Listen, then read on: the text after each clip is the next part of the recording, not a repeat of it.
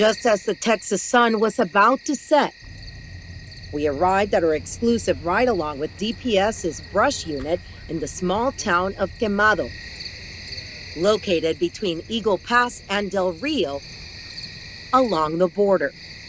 How many hours do you work a day? It varies. This area is a hotspot for those who enter the country under the radar. Lieutenant Noe Hernandez is the head of DPS's Brush Unit. It is a volunteer. All of those are committed to being part of the team. They understand the workload because we do travel various counties.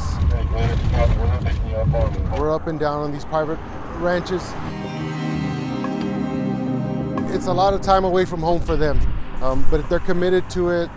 They're highly motivated individuals. We've got to step up and help these guys. At landowners' meetings with DPS and sheriffs, the unit is requested by many. Those who live here on the border often have migrants crossing at night through their property. We just manage. Things go smooth for a while, then all of a sudden we have to do repairs. Or coyotes trespassing. He crashed. Essentially, he rolled the vehicle over. Driving through fences to use their land to smuggle migrants, sometimes leaving them there to die. When we deploy our assets, it's based on information that the ranchers provide us. So they're helping us. So those partnerships have paid dividends. Tonight, the unit stages in Quemado. 2 drones with lights on, and there's bodies underneath. Soon, one of hundreds of motion-triggered cameras on ranches and roads along the border alert Hernandez and the unit that it's time to move. 300 area. With the use of drones, the migrants are located in this ranch. We all have mics on, so we can hear ourselves. Our flashlights, those are limited. It gives away your position. The terrain along the border is treacherous. There are snakes and thorns everywhere. Yeah. By foot, Hernandez and the unit follow directions from the drone operators. I think there's about 3 of them laid up here. Soon, troopers locate the first migrant. His name is Henry. Henry is from Honduras. Out of necessity, Henry says he left his daughter and wife behind in his country. ¿Cuál era tu sueño? Llegar a los Estados Unidos y darle una mejor vida.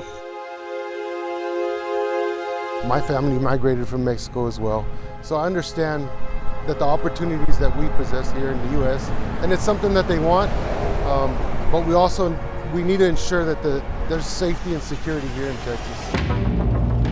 The next surveillance camera trigger came right away. This time, cameras pick up a group that just got out of the river and onto Highway 277. A car picks them up, and soon the units attempt to stop him. The alleged smuggler, or coyote, how they're known here, finally pulls over, and he has a car full of undocumented migrants. A 9mm was also found in the vehicle with a clip. The driver is a licensed Texas security officer who claims to work at radio stations in San Antonio.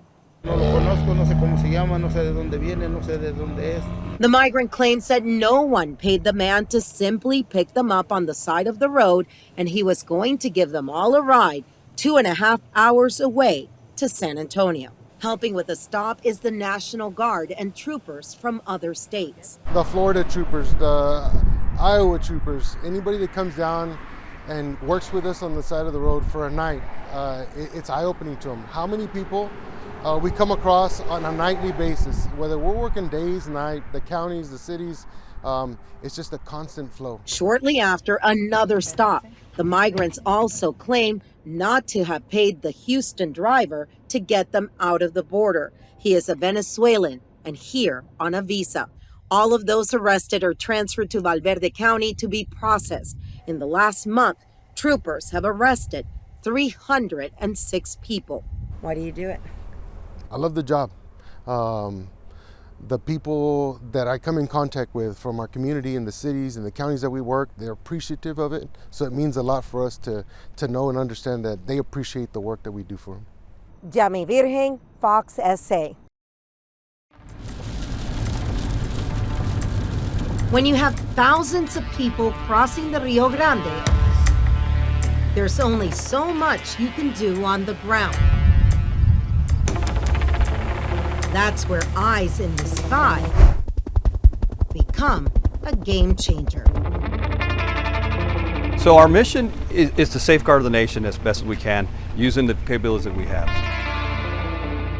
We're trying to anticipate threats as they come into the U.S.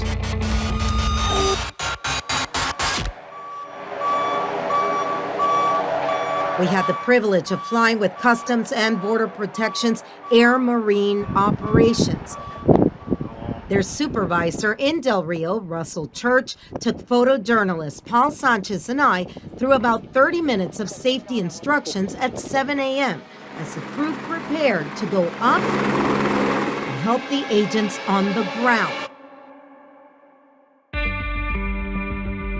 First call took us east of Del Rio and north of Eagle Pass to Bracketville. The first call we're very familiar with, but from the ground. So the first call was a bailout in Bracketville area of operation, which is in the Del Rio sector. It took us about 25 minutes to get there as far as the call went down. When we get to the scene, it was a vehicle that ran through a farmer's fence after failing to yield to a DPS trooper. We responded to that. Again, found the vehicle and attempted to locate the driver of the vehicle. Even though we were up in the air, it was like looking for a needle in a haystack. But the helicopter is definitely a force multiplier. The crew may be federal, but the boots on the ground work as one, helping each other out. In this case, it was DPS, Border Patrol, and the local sheriff's office on the ground looking for the suspect. The terrain is really hard to see through. As we're looking through the air, the dense vegetation doesn't allow us to see through it a lot of times. So we'll use helicopters with FLIR or forward-looking infrared to help us with that, but with the temperatures right now, it diminishes that capability a little bit. And that is when the pilot's vision is key.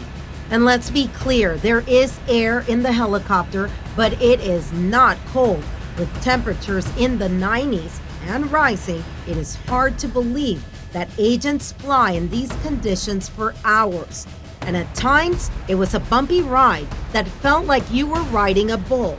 That altitude gives us a good awareness of what's going on, but it also helps us in maybe keeping them at bay so that they don't keep absconding or keep running. Again, when they hear the helicopter, they know that if any movement on the ground, we're going to be able to see it, so they tend to hide or what they call brush up, and allows the agents on the ground or officer on the ground time to catch up to them. The patrol flights last normally about 2 hours before they land, fuel up, and go up again to assist in the next call. It's a lot of moving pieces, but again, it's just a seamless operation as they're going through it. Yami Virgen, Fox San Antonio. But not all migrants cross during the day.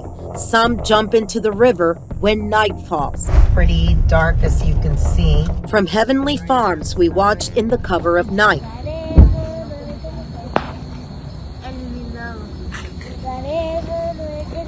We see families and others crossing and being stopped by the National Guard once they get through the razor wire. Tienen hambre?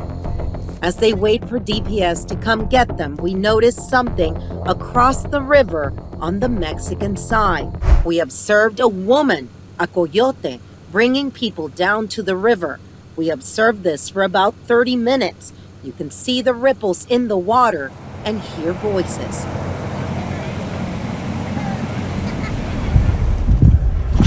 As we continue down the dirt road, we see more National Guard. There is a holding area that we have shown you in previous stories that looks like this during the day.